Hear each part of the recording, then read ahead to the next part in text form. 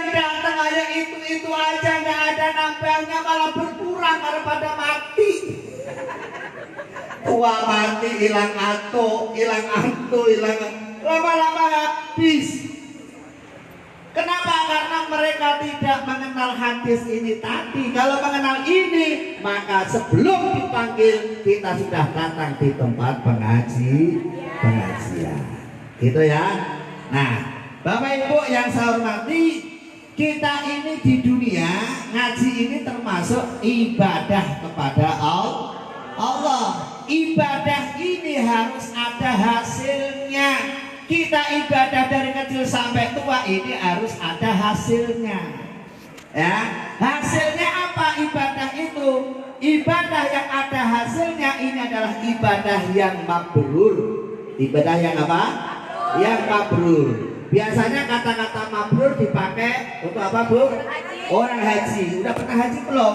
Alhamdulillah. Udah haji berapa orang? 1, 2, 3 semuanya. Alhamdulillah. Ya. Kata-kata mabrur ini biasa dipakai dalam haji karena ada hadis Rasulullah, al-hajjul mabrur laisa lahu jazaa'un illal jannah. Ya. Haji yang mabrur ini tidak ada balasan kecuali surganya Allah Subhanahu wa taala. Kenapa kok hanya haji yang dikatakan mabrur? Kok ibadah yang lainnya tidak dikatakan mabrur? Perlu kita ketahui bahwa rukun haji ini adalah rukun Islam yang kelima. Ibadah haji itu rukun Islam yang kelima. Kalau yang kelima ini harus mabrur, maka yang pertama juga harus, yang kedua harus, yang ketiga harus, yang keempat harus, baru yang kelima mabrur. Jadi jangan mimpi ibu haji mabrur. Yang pertama sholatnya aja belum mabrur. Kang narik kabel. Ya kan? Oh, udah haji kok sholatnya males. Siap. Sudah haji kok zakatnya males. Sudah haji kok puasanya males. Ya ini ya nggak akan jadi haji yang mabrur. Karena haji mabrur ini bisa kita dapatkan apabila yang pertama, kedua, ketiga, keempat ini mabrur. Mabrur itu artinya baik. Jadi haji yang mabrur adalah haji yang baik. Artinya semakin lama pengaruh kepada orang yang haji itu, makin lama pengaruhnya makin baik. Kan begitu? Ya kan? Nah, maka dari itu ibadah yang lainnya juga harus mabrur. Nah, tanda-tanda mabrur ini ada berapa, Bu? 3. Kok bokongnya sudah geser kanan, geser kiri? Ini masih mau ngaji nggak? Hah? Oh, ada kerikil. Kan janjinya setengah jam kan? Baru 10 menit, 20 menit lagi. Udah ditentukan loh ya. Ini ustadznya Ustadz Matahari, Ustadz Ramayana. Harganya pas, nggak boleh ditawar. Nah, tanda-tanda ibadah yang mabrur ini ada berapa? Ada 3. Awas, nanti kalau selesai dikasih kuis, kalau bisa jawab nanti ada hadiah dari Puskom. Bu, hadiahnya apa? Tambah 1 kotak kue. Karena kuenya masih ada, tenang aja, masih ada. Tanda-tanda haji yang tanda tadi pada mabrur ada 3. Ya. Yang pertama apa? Yang pertama adalah thayyibul kalam. Apa, Bu? Apa artinya thayyibul kalam? Omongannya baik. Harus jaga omong, harus jaga mulut. Ya, ahli ibadah omongannya harus hati-hati. Selalu dijaga. Jangan ngomong seenaknya sendiri.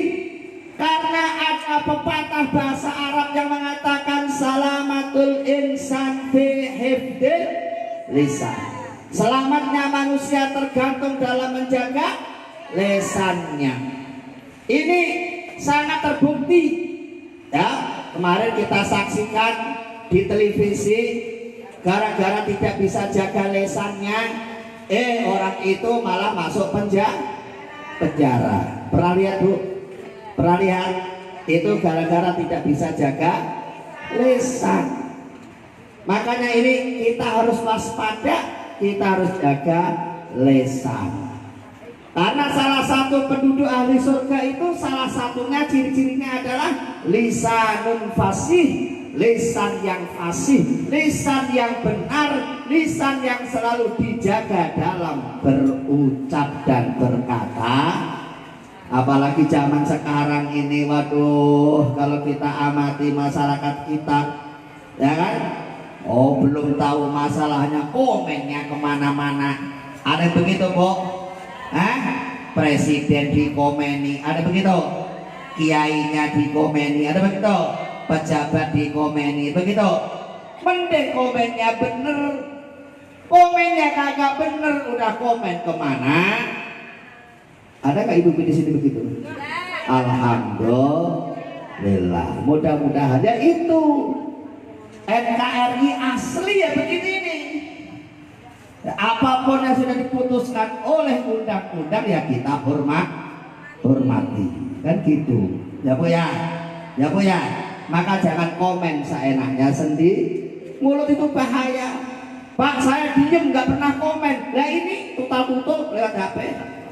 Ini kan, ya apa ini? Ini bisa jadi wakilnya mulut kita. Taltul momen yang enggak. Orang itu kalau nggak bisa benerin, nggak usah nyalahin. Kalau berani nyalahin, harus berani benerin. Jangan ditanya, kamu salah, yang bener kemana? Tahu. Bener kemana? Tahu. Ya, nggak boleh begitu. Kita punya mulut harus dijaga dengan sebaik-baiknya. Itu ya Bu ya. Sayang ibadah kita. Ya, sayang ibadah kita. Itu. Yang kedua, tanda-tanda ibadah yang mabrur yang kedua adalah in'amut ta'am. Apa Bu? In'amut ta'am. Apa maknanya it'amut ta'am? It'amut ta'am maknanya adalah memberikan sedekah, ya, memberikan sedekah. Kata Rasul, as-sedaqatu tadfa'ul bala. Sedekah ini bisa nolak bahaya. Makanya orang Pati itu kalau mau punya hajat mesti selamatan. Selamatan ini artinya mengeluarkan sedekah, ngundang tetangganya, dikasih berkah, kan begitu. Nah, berkat ini adalah sedekah ini bisa nolak bahaya. Seorang ahli ibadah nggak boleh pelit. Sholatnya rajin, pelitnya naudzubillah min dzalik. Ada begitu? Sudah haji lagi, udah haji kok pelit. Mudah-mudahan nggak ada. Contoh dong, Muskopati sudah berikan santunan anak yatim. Tepuk tangan dong. Oh, tepuk tangannya kakak ada. Ya, walaupun sedikit ya, baru utara, belum Muskop pusat, baru utara. Ya, di barat juga kemarin begitu, selatan begitu. Nah nanti kalau milad baru itu semuanya. Mungkin santunannya anak yatim bisa 1.000 orang. Amin Allahumma amin. Selalu berbuat. Ya, selalu berbuat. Karena kata Rasul, khairun nas anfa'uhum linnas. Sebaik-baik manusia adalah yang bisa bermanfaat untuk manusia. Jangan kok malah meresahkan manusia. Kita ini harus berbuat baik sama manusia. Al yadul ulya khairun minal yadis. Tangan di atas lebih baik daripada tangan. Artinya apa? Orang yang suka memberi lebih baik daripada yang suka meminta. Sekarang saya tanya ibu, pengen jadi tangan di atas atau tangan di bawah? Di atas. Bener gak? Saya masih ragu. Bener gak tangan di atas? Tesanya gampang. Tuh di situ ada warung kopi. Ya, warung kok. Nah, ibu-ibu jajan di situ. Ada warung kopi, ada bakso, ada mie ya. Nah, 5 orang ibu-ibu datang ke situ, kira-kira Kira-kira nih kira-kira cepet-cepetan bayarin apa nunggu dibayarin? Lah kan jawabnya ketahuan tuh. Nunggu dibayarin apa cepet-cepetan bayarin? Nah, mentalnya orang kita mesti mental miskin. Kalau gratis itu bangga. Gratis kok bangga. Ya, kemarin tuh ibu-ibu nih, kemarin tuh saya ketemu Pak RT katanya, ditraktir loh sama Pak RT, apa makan bakso, diceritain sama orang-orang, loh ditraktir kok bangga. Mestinya bangga itu kalau bisa traktir kan gitu kan. Itu namanya praktekin omongannya Kanjeng, tangan di atas lebih baik daripada tangan di bawah. Kemarin ini kan ada presiden yang ngasih program, ya, kalau yang gratis seneng, kalau yang bayar gak seneng. Ibu yang pilih yang bayar apa yang gratis? Bukan miskin. Contohin dong. Ada KJP. KJP untuk siapa, Bu? Orang Nah, ibu suka nggak? Nah, itu kan suka miskin lagi. Kemarin tuh ada, Bu, kemarin tuh saya kan kebetulan saya ngajar tuh. Ada ibu-ibu minta tanda tangan ngajuin KJP. Saya lihat tangannya gelangnya penuh, cincinnya penuh. Lah saya kan ingetin, Bu, kalau ngajuin KJP ya itu disimpan dulu. Pak Ustadz, apa-apa sih bukan uang Pak Ustadz ini? Ya bukan uang saya. Tapi kalau ada yang begitu kan saya ngasih tanda tangannya kan gimana kan gitu kan. Uang ini kan untuk orang yang tidak punya. Nah, sebelum KJP ada yang namanya raskin. Ada, Bu, raskin? Raskin itu apa? Beras untuk orang miskin. Biasanya Pak RT-nya apa? Bagi kupon. Ada ibu-ibu yang kelewatan satu. Loh, Pak RT-nya didiemin 2 bulan. Itu Pak di sana. Pada sini enggak, Pak, ya? Enggak sama, enggak beda.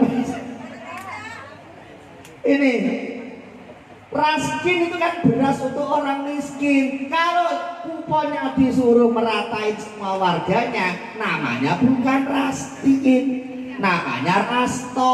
Apa rasto? Berasnya dibagi roto. Semuanya pengen dapat bagi. Coba kalau kita mentalnya sudah tangan di atas, Ibu, kalau kita kelewatan kupon, kalau kita kelewatan program KJP, mestinya alhamdulillah kita dianggap orang yang mampu. Itu kan doa, Bu, ya kan? Doa itu. Jangan sampai kita salah paham, nggak dikasih jatah marah-marah. Itu kan jatahnya orang miskin, ya kan? Ya, paham? Ahli ibadah yang jujur, ya, karena negara ini akan maju apabila masyarakatnya jujur. Jujur itu ya dimulai dari diri sendiri, gitu ya. Paham ya, Bu, ya? Nih, saya tanya lagi, pengen tangan di atas atau tangan di bawah? Praktekin. Insya Allah. Ya, habis ngaji ini praktekin. Insya Allah teman-teman Puskom sudah memberikan contoh praktek. Jangan takut miskin. Orang sedekah, orang ngasih sumbangan belum ada ceritanya, tambah miskin belum ada ceritanya. Kecuali kalau sedekahnya untuk nyalon caleg apa nyalon, lah itu biasanya itu ada maunya. Kalau begini kan untuk yatim piatu, fakir miskin, insya Allah bukan tambah miskin tapi tambah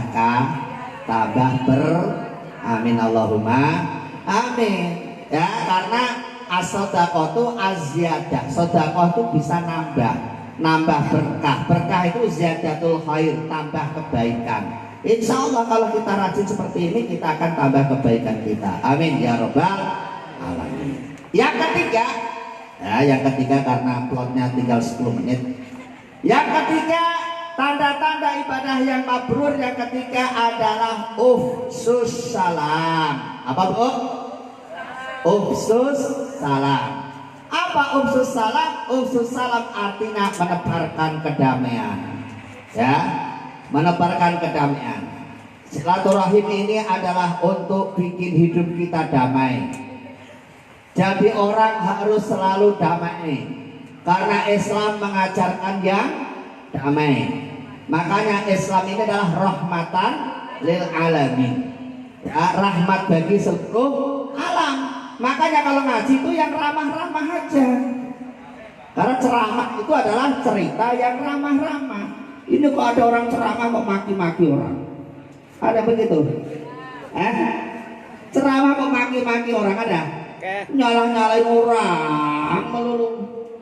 Ya presiden disalahin, ya gubernur disalahin. Dulu ini gimana nih orang? Ya, ini kalau kita ceramah cerita yang ramah-ramah. Karena Islam mengajarkan yang ramah-ramah. Islam mengajarkan yang ramah-ramah. Islam bukan mengajarkan yang marah-marah. Ya Bu ya, yang ramah-ramah aja sama suaminya, sama tetangganya, ramah kan gitu. Sama anaknya, orang belanja, orang belanja marah. Kan lihat suaminya dulu Bu, kalau suaminya belum ada yang jangan marah, kan gitu ya. Jadi ufsus salam, menebarkan kedamaian. Orang Islam dilarang jadi provokator. Orang Islam dilarang jadi orang-orang suka menghasut. Ya, karena Islam mengajarkan kedamaian.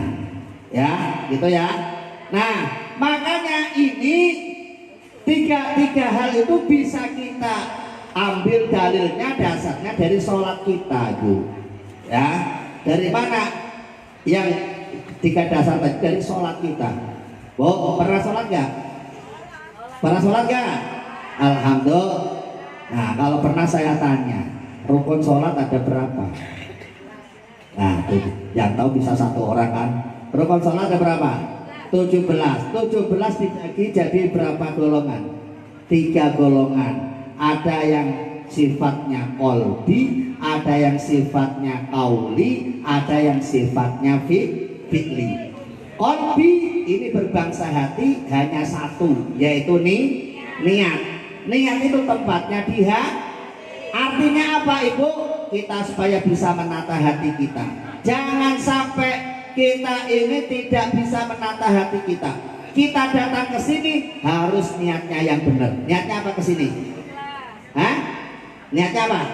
Ngaji. Kan gitu kan? Niatnya apa? Ngaji. Ya, kalau masalah jajan itu udah pasti Bu. Jajan itu pasti. Kalau niatnya cari jajan, ngajinya nggak dapat. Ya, ketahuan. Kalau di sini nyarinya hanya jajan, ada orang ngaji, cerocos saya. Itu niatnya hanya nyari jajan kan gitu. Kalau niatnya ngaji, ya kupingnya tetap dipasang, mau makannya sambil makan nggak apa-apa, mulut sambil makan nggak apa-apa, tetap konsentrasi. Ya, yang kedua kauli ini berbangsa ucapan. Ada berapa yang berbangsa ucapan? Yaitu ada 5, yaitu ada takbiratul ihram, baca surat Al-Fatihah, baca sholat tahiyat akhir terus sholawat, baca salam. Nah, salam inilah yang jadi dasar ufsus salam. Salam itu apa? Assalamualaikum. Artinya apa? Semoga keselamatan pada kalian. Kita saling mendoakan, ya kan? Kita saling mendoakan. Alangkah indahnya kalau pimpinan mau mendoakan rakyatnya. Alangkah indahnya kalau ada suami mendoakan istrinya, istri mendoakan suaminya, bapak ibu mendoakan anaknya, anaknya mendoakan bapak ibunya. Alangkah indahnya negara kita kalau sudah seperti itu. Yang terjadi apa? Saling mencaci maki. Ini masih jauh dari harapan. Padahal assalamualaikum ini adalah saling mendoakan. Kalau sholat kan assalamualaikum warahmatullah, assalamualaikum warahmatullah. Kemudian jabat tangan kanan, jabat tangan kiri kan gitu. Depan, belakang. Artinya apa Bapak Ibu? Artinya di luar, apa namanya? Di luar masjid, di luar sholat kita punya tetangga. Sama tetangga harus rukun, kan begitu. Jabat tangan kanan, kiri, depan, belakang itu artinya kita punya tetangga. Punya tetangga harus rukun. Kata Rasul, "Mangkana yu'minu billahi wal yaumil akhir falyukrim jarahu." Siapa saja yang ngaku iman kepada Allah, ngaku iman kepada hari kiamat, maka falyukrim jarahu, hendaklah dia itu apa? Menghormati tetangganya. Tangga itu basa Jawa tonggo. Tonggo iku melu gotong melu nyonggo. Paham, Bu? Tonggo iku melu gotong melu nyonggo. Kan gitu, ya kan? Nah, siapa tetangga itu? Tetangga ini batasannya ini dalam kitab komik untuk yang diterangkan batasan tetangga ini ke depan 40 rumah, ke belakang 40 rumah, samping kanan 40 rumah, samping kiri 40. Itu wajib dijaga kerukunan. Maka ada namanya rukun tetang, ada ketuanya namanya Pak R. Nah, kan gitu nyambungnya. Pak RT. Ada nama Pak RT itu, Nah, rukun itu tetangga. Nah, itu dia. Kalau ditanya, Bu, 40 rumah itu suruh rukun itu berat apa ringan? Halo? Kalau disuruh rukun sama orang 40 rumah itu berat apa ringan? Berat. Berat. Oke, nolnya dibuang. Tinggal berapa? Tinggal 4. Depan ya, 4 rumah, belakang 4 rumah, samping kanan 4 rumah, samping kiri 4 rumah. Masih berat? Ringan, bener. Oh, kemarin baru datang umroh aja yang dikasih aja hanya sebelah doang. Kau tahu? Iyalah biasanya begitu. Kalau masih berat minimal 1, depan 1, belakang 1, kanan 1, kiri masih berat. Kalau masih berat dasar gak mau rukun sama tetangga. Lah tetangga itu gak usah milih-milih, Bu. Oh, ini Islam tetangga saya, ini kafir non muslim enggak tetangga saya. Enggak usah milih begitu. Enggak diajarkan, ya. Siapapun dia, kalau dia hidup di samping kiri kita, kanan, kiri, depan, belakang, itu adalah tetangga yang wajib dihormati. Makanya kalau ada apa-apa itu dulu yang diutamakan. Jangan ini kalau susah aja tetangga yang disebut kan gitu kan. Ada kematian yang repot tetangga kan gitu. Ada kesusahan yang repot. Giliran ada rizki yang jauh dulu yang dikasih. Nah itu kan nggak pas. Ada begitu? Nah, ini kan begitu biasanya itu. Datang dari umroh, dibel yang jauh. Buruan ke tempat saya. Kenapa? Saya baru datang umroh nih, jajan masih banyak. Yang tetangganya belum dikasih. Nah ini nggak dianjurkan dalam agama Islam. Assalamualaikum. Upsus salam. Tebarkan kedamaian. Cara latihannya bagaimana? Latihannya kalau ketemu temannya budayakan assalamualaikum. Atau temannya assalamualaikum, enggak, Bu? Bu, kalau ketemu temannya assalamualaikum. Nah, karena ibu-ibu sekarang kan ibu gaul kan, ya. Atau temannya, halo bro, mau kemana bro? Bro, enggak ada pahalanya. Assalamualaikum, insya Allah dapat pahala. Amin Allahumma. Amin. Udah itu aja, gak usah banyak-banyak yang saya sampaikan. Mudah-mudahan Bapak Ibu yang hadir tempat ini dapat berkah dari Allah Subhanahu wa taala, berkah hidupnya, berkah keluarganya, berkah ilmunya, berkah ibadahnya. Amin Allahumma amin. Yang anak yatim mudah-mudahan yang dijadikan anak yang soleh-solehah, yang taat sama Allah dan Rasulnya, yang berbakti kepada kedua orang tuanya, yang berguna bagi nusa dan bangsanya. Amin ya robbal alamin. Dan kami dari teman-teman Puskom Pati, Bapak Ibu minta doanya mudah-mudahan dengan dengan apa namanya adanya base camp ini ya, mudah-mudahan ini bisa bermanfaat untuk masyarakat sekitar. Amin ya robbal